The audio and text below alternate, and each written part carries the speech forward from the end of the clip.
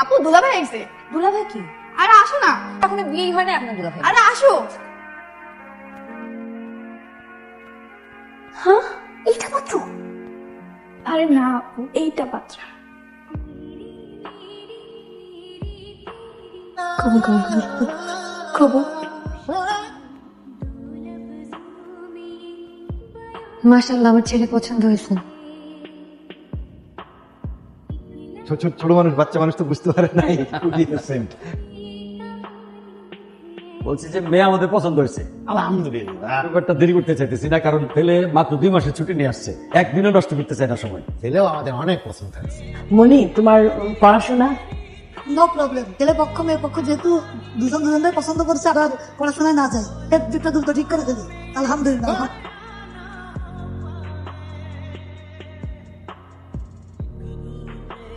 তোমার গার্লফ্রেন্ড ছিল? না থাকলে ভালো, আর থাকলে ব্লক করে দাও। আমিও আসার আগে 7 জনের নাম্বার ব্লক করে এসেছি। সরি, আমাকে কিন্তু অনেক ভালোবাসতে হবে। ভালোবাসি অনেক, ভালোবেসে ফেলেছে।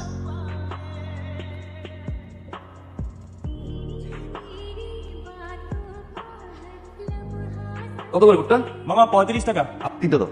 আল্লাহ, কত কিউট জামাই। বাবা একটু লাগছে। হ্যাঁ দাও, আমার দাও। মামা আপনি পারবেন না? আরে আসো, না। পারবো না, আমার দাও। না, কোথায় আমি করে ফুটতে হাসতেছে কি তো? ভাইয়া কিন্তু অনেক জোস, খালি জোস, অনেক বড় ব্যবসায়ী, তাও আবার সৌদি আরবে। এরকম জামাই ভাগ্যের গুণে মিলে। হাসাবে না? নাও, খেয়ে বলো কেমন হয়েছে। ভাইয়া অনেক মজা হয়েছে। তুমি এত মজা করে কিভাবে ভুট্টা ভাজলে?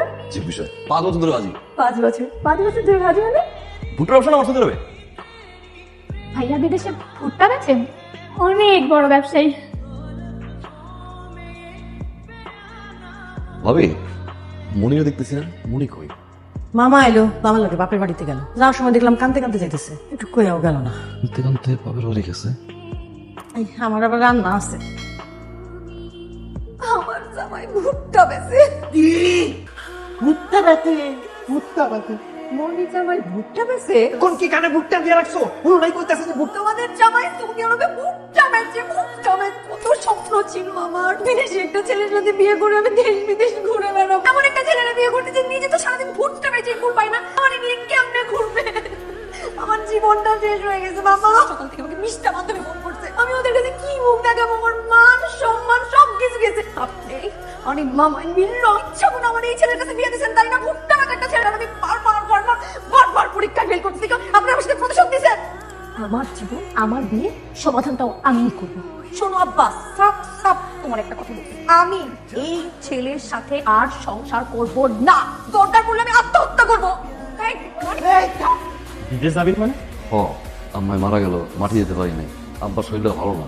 আব্বার শরীরের অবস্থা ভালো না? এই নতুন বিয়া করছেন দেখে আন্তর যাইতে মন চাইতেছে। এটাও একটা কারণ আছে। তার দেশে থেকে করবে কি? 2 ভাই মিলে খামার থাকবো, আর পুকুরের মধ্যে মাছ চাষ করবো, আর যেটা ছাগলের খামার দিতে পারে কিনা। এই সবজি করবি, টাকা পাবি তুমি। কিছু টাকা পয়সা লোন লইয়া ব্যবস্থা নিলাম। খাবার বড় করবি। ছোট ছোট বাসন নিয়েছিলাম, এই বাসনগুলো এখন এই অবস্থা। জানি তুই কবি যে তুই টাকা পাঠাইছিস, কিন্তু টাকা পাঠানো কি সবরে? এই গরুগুলার দেখাশোনা করে, এগুলার খাওয়ান দাওয়া, এগুলার গোবর সাফ করে, এগুলা কে করে? গ্রামের মধ্যে মানুষ পাওয়া যায়? নিজের হাতে সব করি, নিজের হাতে করে আজকে খামারটা এত বড় পাইছি। আমি জানি তুমি অনেক কষ্ট করছো, টাকা পয়সা আমি পাঠাইছি না। টাকার গরম দেয়, তুই আমার লগে টাকা দিয়ে কি খালি খামার হয়? এই খামার কি তোর? বুঝছিলাম তোর লগে বিষয় নিয়ে আর কোনো কথা কোন চাইব। এত বছর পরে এসে খামারের খোঁজ খবর নিচ্ছি, তোর লগে আমার কোনো কথা নাই। যা কথা বলবো সব আমার আব্বার লগে কথা বলবো। একটা চিল্লাচিল্লি না করে আগে কম, আরে কি হয়েছে? আপনি জানেন না কি হয়েছে ঘরের মধ্যে? এই যে বিয়ে করানোর পরেও ঘরের মধ্যে কত ধরনের অশান্তি চলতেছে, এটা আপনি বুঝেন না? এর কথা কেন আসতেছে ভাইয়া? আব্বা সকালবেলা আমি গেছি গোয়াল ঘরে গরু দৌড়ের লেগে, ও আমাকে কয় ওরে ওর খামার বুঝাই দিতে। আপনি কি কামলা? ওরে ওর খামার বুঝাই দিব? মিথ্যা কথা বলছো ভাইয়া। কর, আমি খামার না তো আব্বা। ও কইতাছে ওরে সমস্ত সয় সম্পত্তি বুঝাই দিতে, ওর টাকা করা, বাড়ি ওর টাকা করা, ঠিকই 6 টাকা করা। এগুলো আমি কিছু না। আমি কি কামলা আব্বা? আপনি পয়সা থাকতে ওইরকম কথা আমার লাগে, যদি মইরা যান তাহলে আমার লাগে কি করবো? সি ভাইয়া সি, আচ্ছা করেন। আরে কি বল ভাই, একের পর এক মিথ্যা, একের পর এক মিথ্যা। ঘরের কথা বলে তুই তোর শ্বশুর নিয়ে আইছো। আরে আপনি কে?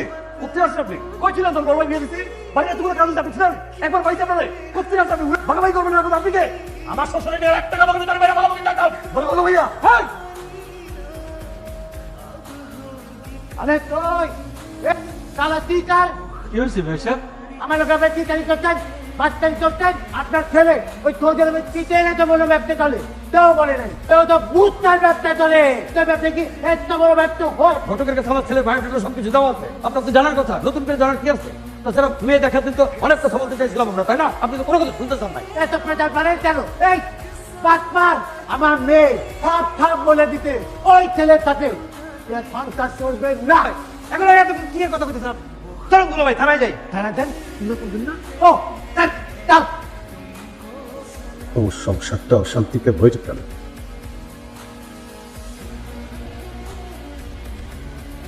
তা বাবা তুমি কি বলতে আসছো আমাদের বলো তো? আমি একটু মনির সাথে দেখা করতে চাচ্ছিলাম কিসে দেখা করবা তুমি তোর সাহস তো কম না এই বাড়িতে আমার এই সমস্ত আমার মান সম্মান সব ধুলে উড়ে দিত এটা কোনো ব্যবসা হলো এই ছেলে এই আমাদের মনি তোমার সাথে দেখা করবে না আর সিদ্ধান্ত নেওয়া আমরা নিব তুমি বাড়ি পাবো আপনাদের যাওয়ার সিদ্ধান্ত আপনারা নিয়েন বাধা দেবো না ভুলে যাবেন না মনি এখন আমার বিয়ে করাবো আব্বা আমার জরায়ুতে ক্যান্সার ধরা পড়ছিল কেউর কোনো অপশন হতেছিল না সবাই মিলে চিন্তা করলো আমার বিদেশ পাঠাই দিল চাইতে চাই নাই জোর করে পাঠাইলো দালালের মধ্যে পাঠাই দিয়েছিল বুঝলো ফ্রি ভিসা আকামা দিলে নাকি একটা কাজে সাহায্য করতে হয় ওই ভিসা ভুলভাল বুঝেই আরো 1 লাখ টাকা বেশি নিল সৌদি আরবে গিয়ে বুঝলাম ফ্রি ভিসা বলতে কিছু নাই সব বাপ্পারি 1 মাস গেল 2 মাস গেল 3 মাস পরে যখন আমার টাকা লাগবে চিকিৎসার কাবিলের কাছে টাকা ছিল বিশ্বাস করো মনি এত মারধর করছে পুলিশ ধরাই দাও কি পুলিশ ধরলে তো দেশে পাঠাই দিব আপা এতগুলো টাকা ঋণ করে পাঠাইছে আমার খরচ 17 ঘন্টা কাজ করতে আমার ব্যাগ খেয়ে দিত 1 টাকাও করে পাঠাইতে পারি নাই আমার মারা গেল আমার মুখে কাক কাক বড় লাশের মতোই পড়েছিলাম আমার মাঠে যেতে পারি নাই তারা সন্তান হিসাবে আমার লাশটা দিতে পারি নাই চোখ কোথায় পলাই গেল ওই জায়গায় এরকম করে 11 দিন ছিলাম বিষ্ণুর এক ভাইয়ের কাছে উঠলাম বুকের দোকানটা মূলত তার ছিল তার দোকানে বইয়ে তার কামের সহায়তা করা শুরু করলাম চিন্তা করলাম বই থেকে লাভ কি বিদেশের মাটি দেশের ঋণ দোকান বিক্রি করলাম 2 ঘন্টা 3 ঘন্টা ঘুমাইয়া ধুমসে কাজ করা শুরু করলাম আস্তে আস্তে আল্লাহর রহমতে এখন আমার 5টা ভুট্টার দোকান মনে আমি কিন্তু কোনো অন্যায় করি না তবে বিয়ে করার পরে আমারে মাটি না দেওয়ার কষ্ট বিদেশের মাটিতে পাবো এত অত্যাচার সব বুঝে গেছিলাম সবাই শুধু টাকাই বুঝে ঘুমানোর আগে যেমন চিৎকার করা খান না সেগুলো কেউ বুঝে না। বাড়ি থেকে রাগ করে চলে গেছে আমি মনে করছি ছুটি প্রায় শেষ চলে যাবো এই জন্য হয়তো কষ্ট পেয়ে চলে গেছে দিন শেষে বুঝলাম তুই বিয়ে আসলে আমার কখনো বিয়ে করছে আমরা করবো মনে আমি কিন্তু কোনো মিথ্যা বলি নাই না আমি বলছি আমার আব্বা বলছে অন্যায় যদি বলো অন্যায় করছো তোমরা তোর বাবা এতবার তুমি পরীক্ষায় ফেল করছো এলাকার মানুষ বিরক্ত করছো আমি তো জানতাম না আমারে বুঝাইছে তোমার পরিবার তুমি শান্তশিষ্ট নিয়ে দামি তোমার মুখ নাকি এলাকায় কেউ দেখে না তারপরেও আমি দোষী এত বড় দোষী যে আজকে শ্বশুর বাড়িতে একটা চেয়ার আমি পাই না ক্লাস পানি তো দূরের কথা আমার ধারণা ভুল প্রবাসীর টাকা ছাড়া ও আসলে শূন্য ও আসলে একা মনিকারকে আমার ফ্লাইট তুমি দেশে আর কোনদিন আসবো না তুমি তোমার ফ্যামিলি মিলে যে সিদ্ধান্ত নিয়ে নাও ডিভোর্স দিবা দাও কামিনের সব টাকা দিকে ভালো থাকবো এবার কোনো প্রবাসীর বিয়ে করলে ভালো জানি না শুনে করলো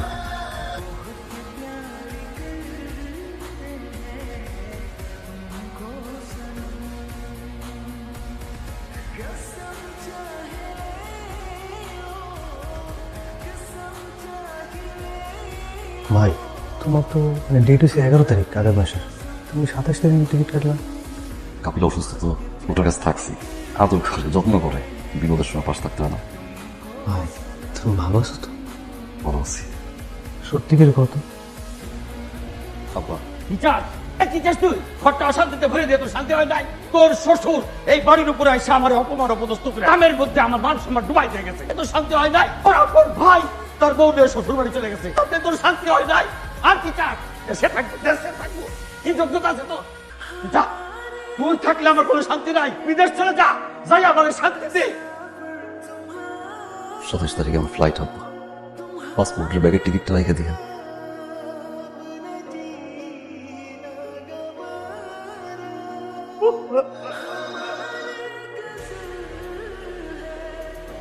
জানা কেন জানা কেন সব পড়াই খাবার বড় করার টাকা লাগবে না মাসের গেট কার্ড যা দেবেন আব্বা আমার জানাই সব পড়াই দেবো আব্বা চিন্তা করেন না দেশে গিয়ে পাসপোর্টটা ছেড়ে দেবো কোনদিন আমি দেশে যাবো না আব্বা এয়ারপোর্টে কারো আনতে হবে না আব্বা ওই দিন বাইশে থাকবো বিদেশের মাটিতে পয়সা করবো আব্বা তুই চলে যাচ্ছিস আমার বুঝতে পারতেছে আমি বুঝতে পারছি বাবা, পাপের রোজগার বন্ধ হয়ে গেল, যে পাপ পড়ে গেছে বোঝা হয়ে যায়।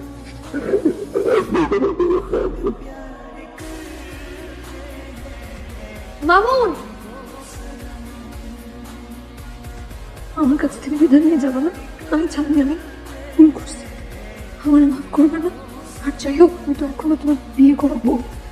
আমি জানি তোমার পরিবারের জন্য তুমি বিদেশে যেতে হবে। 5 বছর পরে আসবা, 10 বছর পরে আসবা, কোনো সমস্যা নেই। 20 বছর পরে আসবা, কোনো সমস্যা নেই। তুমি আমাকে যেভাবে রেখে যাবা, ওই সাথে ঠিক একইভাবে চলবে এখানে দাঁড়ায়। তুমি বিদেশের মাটিতে যে কাজই করো না কেন, আমি আর তোমার পরিবার সবসময় তোমাকে নিয়ে গর্ব করবো। আপনার এখন বিদেশ যত্ন দিও, যাওয়ার সময়